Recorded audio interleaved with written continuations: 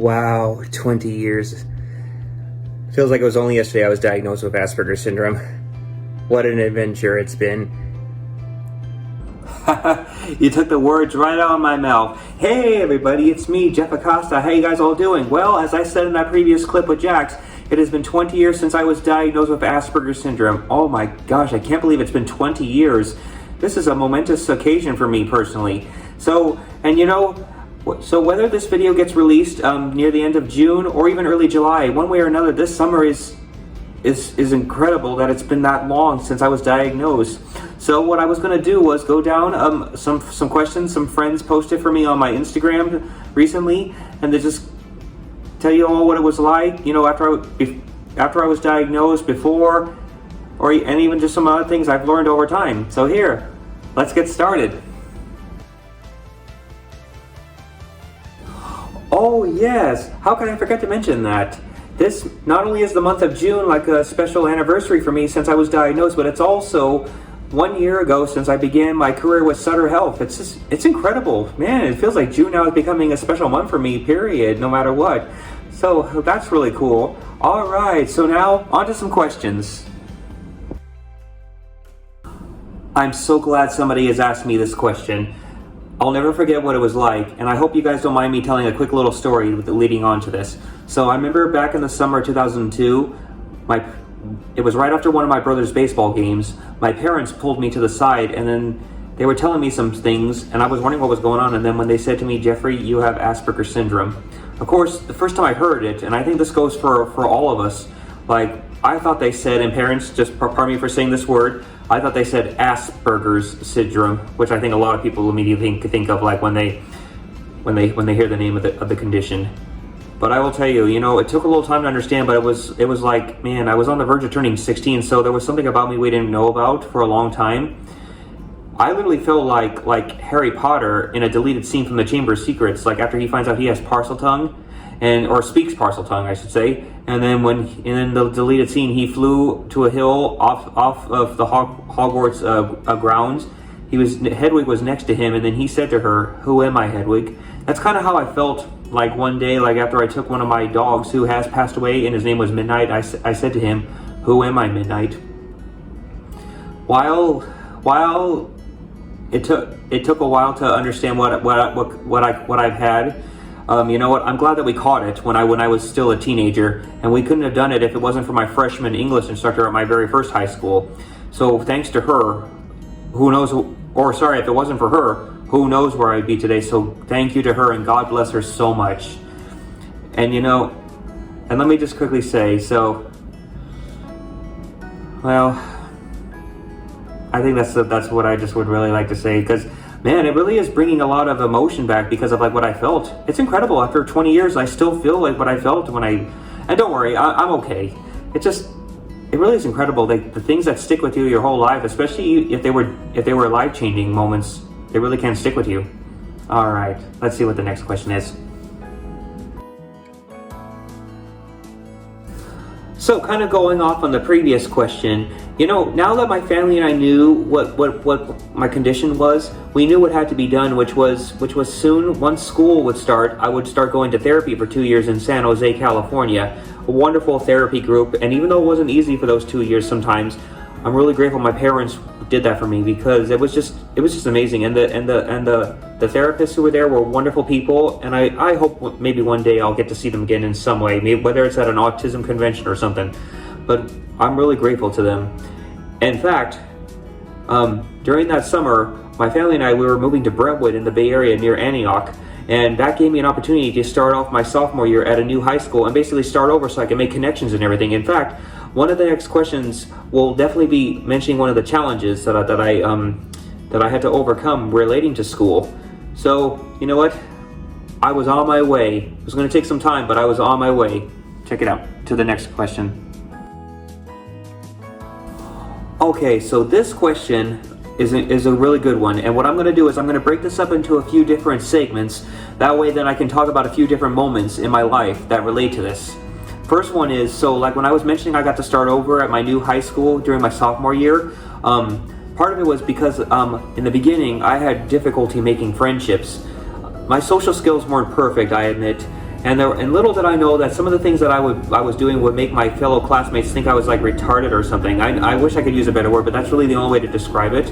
And then I was bullied a lot, and I even got suspended in 7th grade when I retaliated.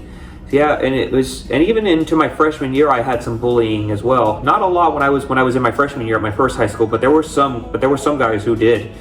It just for some reason bullying is just a thing in school, which is sad. But you know what? I was very blessed. I got to start over again at my new high school. And even though I still had some moments with a lot of my classmates, I'm sorry when I say a lot. I mean, it's not like it was anything bad or anything. It's just I was still learning, especially because it was only just recently I was diagnosed. So it took a little time, but I was able to start making friendships. And even I was very fortunate during my sophomore year, and one of my fellow classmates, who was a freshman, she was sitting next to me in our drama class, and we just chatted, and then we became really really good friends like that. And that's what I was about to say, quick friends. We spent a lot of time together. We went to the movies. We even went to a circus, and she was even my date to my junior prom and my senior ball. She was a wonderful friend, and even though it's been years now, and with the exception of us seeing each other back in 2019 when I was changing planes in New York City, I really appreciate what she did for me back in high school, because she was a blessing to have in my life. So thank you to her, and I know that my mother is still very grateful to her. So thank you to my friend out there wherever you are. And and I was very blessed because I had a lot of friends. And by the time I graduated high school, I was a little sad because I had all these wonderful connections, and it was kind of sad I was going to have to leave many of them behind. But I was very happy I got to have that, and I was able to carry it on like when I went on to college and everything. Like when my junior college, first when I was at Diablo Valley, I met some wonderful people. Some even though I don't talk to them that much anymore, there were still a couple I have in touch with on Facebook. And same thing when I was over at Sacramento City College finishing up my general education, and even a couple like when I was at UC Davis getting my bachelor's degree. And even the same with like when I was at that Target store I worked at for many years back in Sacramento. And I have a few good friends I have out here, not at Sutter actually, even though I have a strong connection with all my coworkers, but actually some of my neighbors. So I'm really glad my skills have improved over time. There are still some things I have to learn. If I want people to just enjoy being around me, and that's not just being myself, but just to try to understand the people themselves. That takes a very strong skill to overcome, especially if you really want to try to read people, and if you didn't always have that strong skill when you were younger, like I did. But you know what? I'm just really happy I had the connections and the friends I did, and I'm always going to be grateful and just thankful to them for what they did for me. All right. So with this second segment of this question. This relates to school. So, some of the challenges I had, especially in all forms of like education I took, like even after I was diagnosed, I admit I still had my challenges with staying focused in class, and just trying to do what I could to pass. And it was a challenge, especially in high school and junior college when I took math and science. Those were the courses I struggled with the most. It really was a challenge. Like, I was fortunate though that I passed all my classes in high school and I graduated on time. With Diablo Valley first for the first year and a half, and then Sacramento City College, for the first 2 years, and then Sacramento City College the last year and a half before I transferred to Davis. There were just so many things I had to learn, and just cope with, and just because I was dealing with stress, like on a different level, because it was college. In a way, it was just college level, even though it was just junior college at first. Like even like when leaving the Bay Area in 2007 and moving to Sacramento, that was part of a challenge as well, just moving away from my home that I lived in for 21 years. Anyways, when I was at Sac City though, one of the biggest challenges was, get this, so because I really wanted to do my best to transfer in 2009 to UC Davis, I was putting a lot of pressure on me to pass. In fact, in the spring semester of 2008, oh my gosh, I think I took like 6 courses. I don't remember how many units that was, but my junior college counselor who worked with kids with special needs, she was impressed with how many I took. But there were times I felt like I was going to have I had minor breakdowns, like I was in tears because it was just too much, but I kept pushing myself. In fact, mentioning math and science, I didn't do well the first 2 times to get the prerequisite to get the requisite and transfer. So when it came to the summer of 2008, I had to, for the first time in almost 10 years, take summer school. and it was like basically the requisite. And here's the thing with the challenges. I don't know what happened, but it was like I remember at the beginning of the semester, I said to myself, all right, brain, this is our very last chance. We have to pass this course so we can transfer next month to UC Davis. I don't know how it happened, but it's almost like what I told my brain for the beginning of that I think that semester was like 8 weeks, like almost the whole summer. Anyways, something happened, and maybe it was just because of the way my instructor taught us, but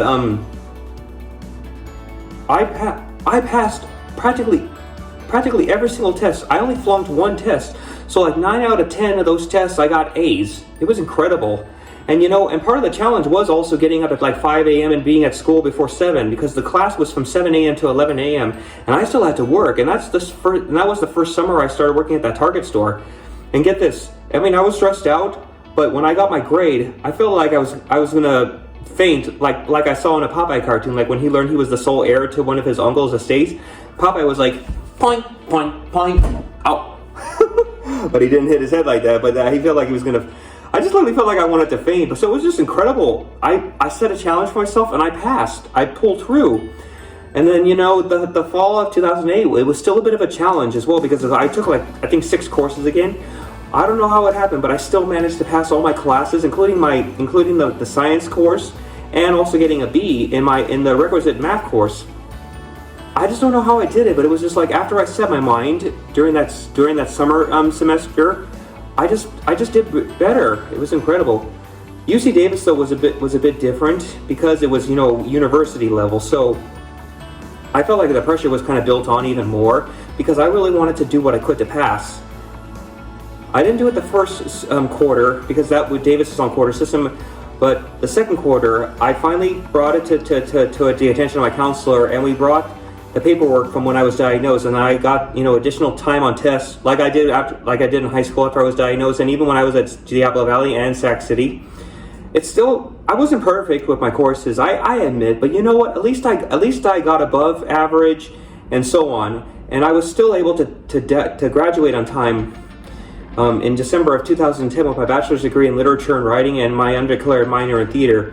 I couldn't believe it. I overcame one of the biggest challenges, which was passing at a university, and I did it. I couldn't believe I really did it.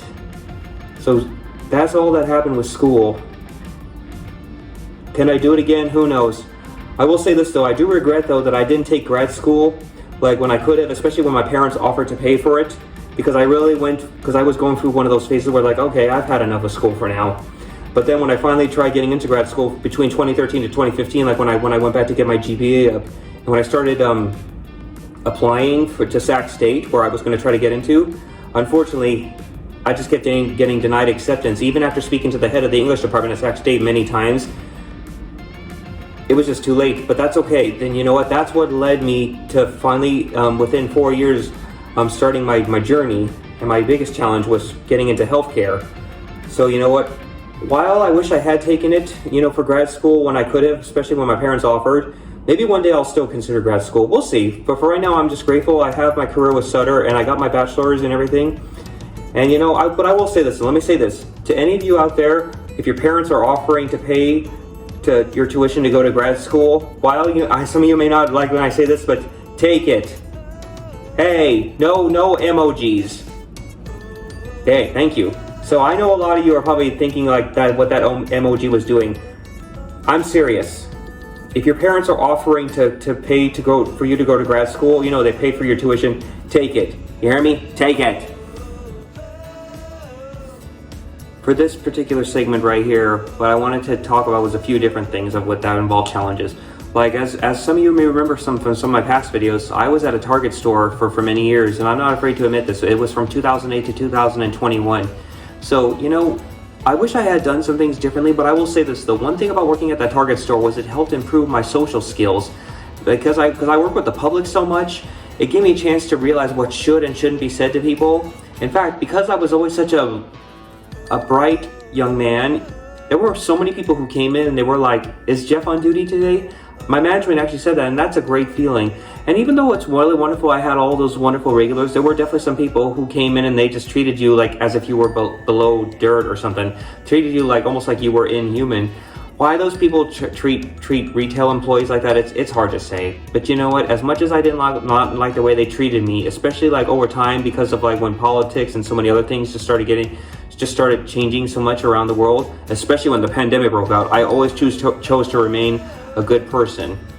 So that helped a lot. But during that time though, me mentioning school and also Sutter, one thing that I did not really start to realize until 2018, especially after losing both my grandparents in 2016 and 2017, was I took so much for granted.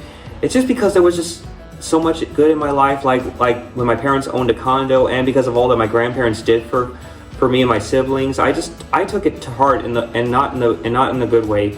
So, like for example, I went to Disneyland way too much, as some of you saw in my videos. I'm glad I made those memories, and even on my other trips, like when I went to the Cincinnati Zoo to meet Hairpan the Sumatra Rhino. But I wish I had thought about so many things that I wish that I really am now considering these last 3 years, like which was about investing, thinking about my future. I never thought about those things, and then it wasn't until 2019 that, like, after my parents sold the condo and then we found myself another apartment to live in, that was really when I started to realize I really did have to start making some serious changes, especially when trying to get into healthcare, which was still 2 years in at that time since I started that journey. I tried everything. I was applying for jobs at both Sutter and Kaiser. My mother worked for Kaiser, and here's the interesting thing. An old friend of mine who worked for Mercy, I believe it was, she suggested to me I try volunteering, and when I mentioned it to my mother, she was like, volunteering, why didn't I think of that? So I ended up signing up for volunteering at a Kaiser in Sacramento from the summer of 2009. And then, it was incredible going in there at 6:30 a.m. until 10:30 a.m. every Monday morning. And that was a challenge, getting up early so I could be there on time. But you know what? I wanted to do it because I wanted to prove I wanted to make a difference in my life and prove to everyone I can change.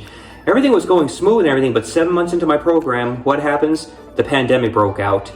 And that stopped everything. And I felt like I was dead. I was dead in my tracks again, and even more dead. Literally, I hate to say it, I hate to put it that way, but then 2 months later into the pandemic, as if some of you remember, I had to put Buster to rest because of his cancer. So that was another challenge, losing someone else who was a big part of my life, just like my grandparents. Because I had Buster for 13 years, I was going through so much. There was so much turmoil, I felt like, especially, and I think a lot of us felt turmoil during the pandemic. But I was very blessed that some old friends of mine helped me find Jax, who I still have, and he brought back a lot of happiness. But it still took some time to let go of Buster, and it still kind of hurts a little because I miss him so much. But he's always in my heart and in my memories, just like Jax will always be. But back to healthcare. Starting in 2021, I felt like I hit bottom again because of something personal that happened. I felt so lost, and then of all things, just before Easter of 2021, I got a call to do a contractor's job at the Sacramento Sutter facility, and it was just incredible. And then 3 weeks into that job, oh my gosh, I couldn't believe it. Not only was I juggling both Sutter on the weekdays and then Target on the weekends, but then 3 weeks into that contractor's job, I got a call from my manager from my current Sutter location. I went for the interview. I was a little nervous because it was outside of Sacramento, but my mother encouraged me to take it. I went to the interview, gave it all I could, and then an hour later I found out I got the job, and of all things, I was offered a 0.9 schedule. I was like, oh my God, 9 shifts each pay period. That's incredible because we're paid every 2 weeks. And then, not only just this job, actually, hold on, I'm getting ahead of myself. I could not believe it. After such a long time, I finally got into healthcare. I kept plugging away at it with this challenge, and even during the tough times, I still managed to pull through, and I finally did.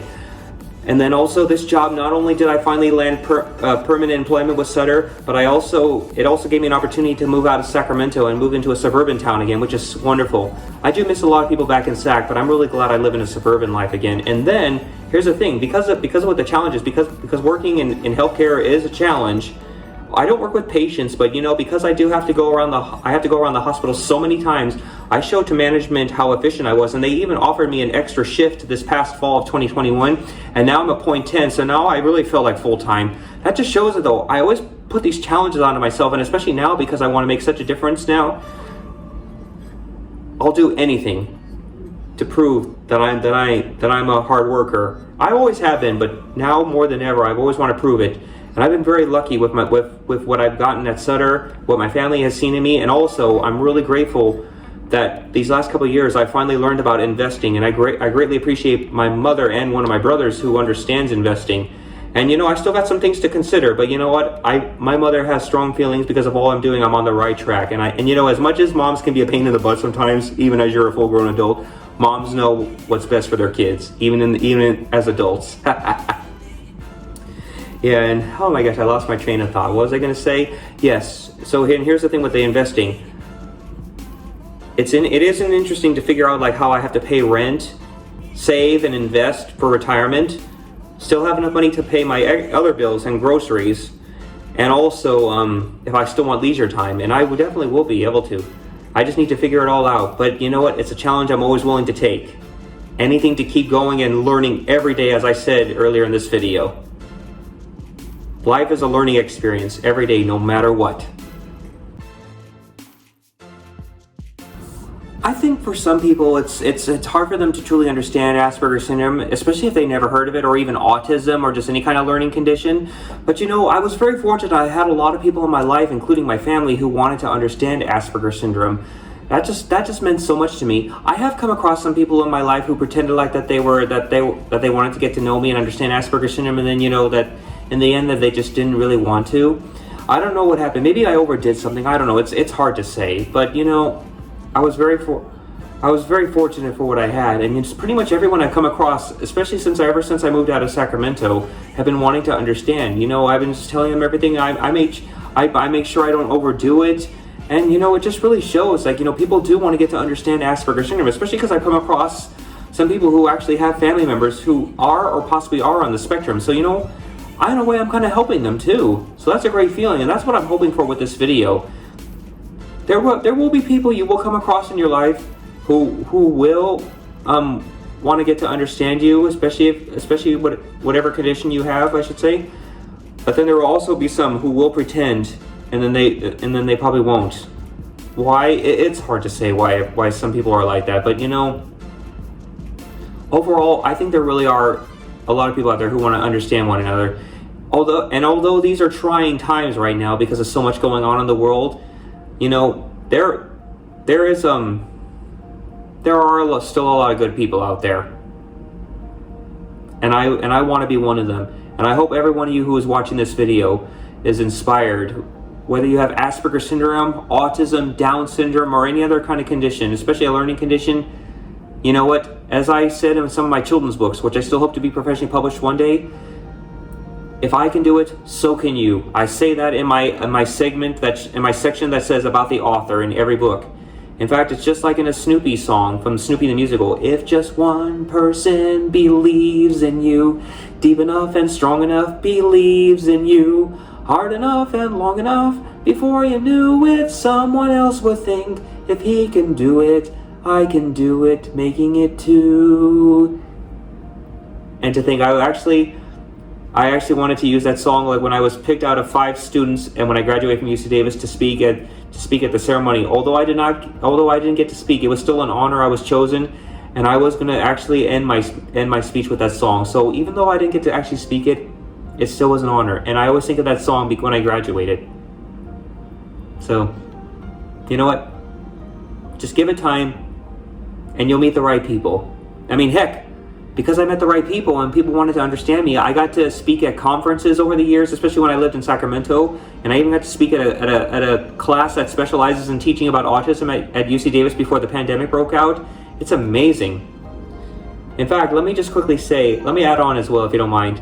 And I think this is where a lot of it came in, because especially in high school, I actually I earned a lot of awards during my junior year and senior year. Like one of them was even called the most inspirational, and one of my teachers chose me along with 8 out of 2,000 students. So that was amazing. The fact that she wanted to get to know me, that was incredible. In fact, even in my senior year, I earned a plaque from when we did our spring musical of South Pacific, and it was called the Vern. Let's see, actually I got them right here. Silly me. The Vern C. Nobel Super Trooper Award from South Pacific. That was incredible. And and this is another thing, my parents pushed me into and I'm glad they pushed me into this. This is what helped my skills is going into theater. And when I was in Chicago, Les Miserables, The Crucible in South Pacific, and even in a one act called The Marriage Proposal, I did cross country the fall semester of my junior year. I was in men's chorus. I was also in Rent-A-Carol, which helped earn money for the concert trip, for the trips for concert competitions, or sorry, choir competitions. Oh man, that took me a little bit to say.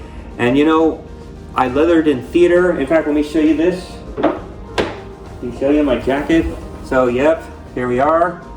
And let's see. Yeah, there we go. So see, the fact that a lot of people wanted to get to know me, I really do think that, and of course, I also put in the effort for through all these challenges I put myself in. That this is, I think, is what helped me letter. And of course, as you see right here, Acosta.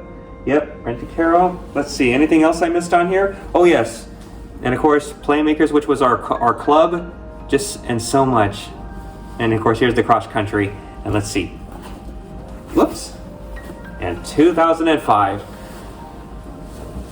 There are so many people out there who want to get to know you, especially if you just be yourself, don't overdo it, and then they'll want to understand Asperger's syndrome, autism, or whatever condition you have.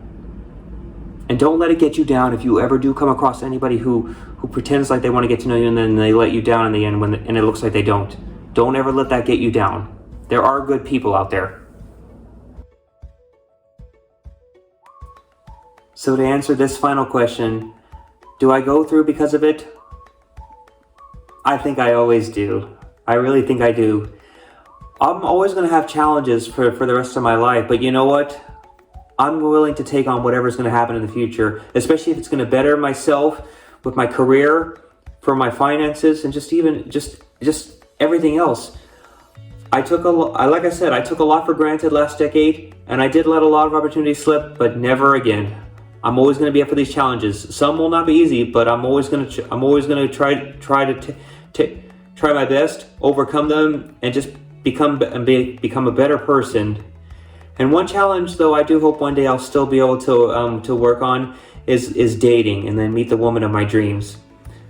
I hope that's one challenge I'll be able to overcome one day soon, and you'll be with someone one day. But we'll see. But for right now, what we will see is like my other videos, and this was some clips of some of my little trips and some other great things that happened to me throughout the month of June. Take a look.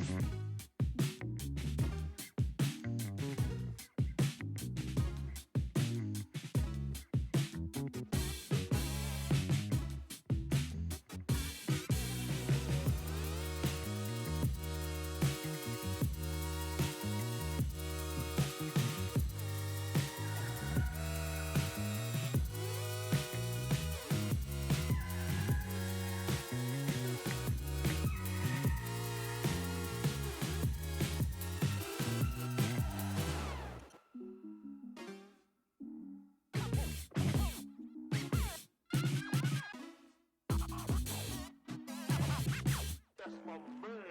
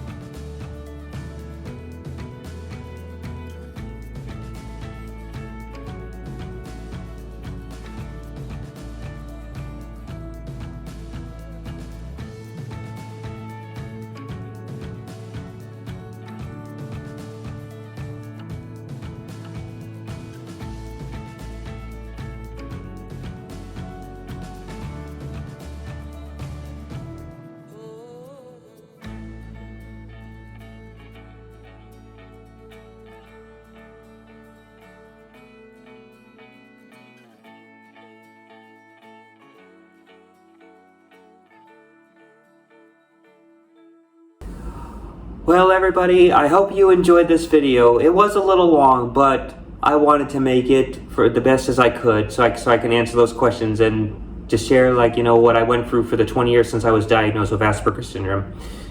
If anything in this video intrigues you to want to know more, comment down below and go visit my professional Facebook page and website and send comments, and even go to my Instagram, you know, and just anything I can to help make a difference for many of you out there, or just anybody you may know who might be on the spectrum or who may have any learning condition of any kind. All right, everybody. Well, thanks so much.